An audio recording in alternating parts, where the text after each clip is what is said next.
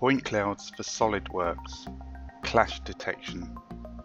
So in this example here, we're going to see a native SolidWorks entity here, this extruded box, show clash with the loaded point clouds, or point cloud in this instance here. So here we have our box, and obviously this is our point cloud here. So now if you go to the point clouds tab, you'll see, if you hover the mouse there, there's clash, and there's also convert clashes. So I'll talk about that in a moment.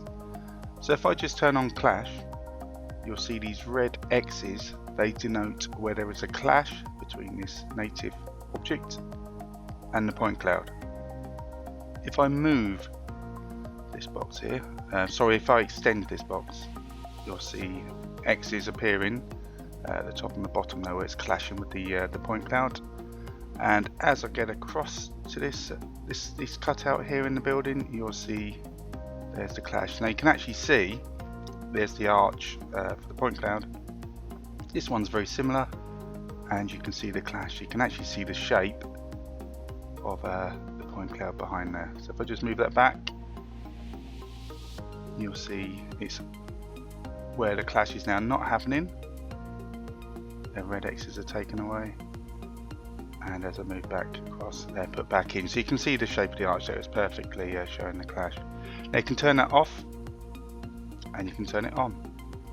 Now with it turned on, there'll be a slight performance hit if you start moving around the point cloud. So if you've done with your clash detection, we do advise that you turn it off.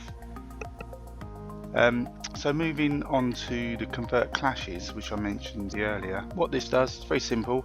All these X's here detecting the clash, they will turn into native points within SolidWorks.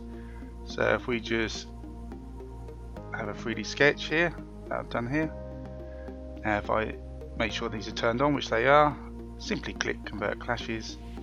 I'm now going to turn off clash detection, and now you can see these here are actually native SolidWorks points. So that was clash detection and converting those clashes into native SolidWorks points.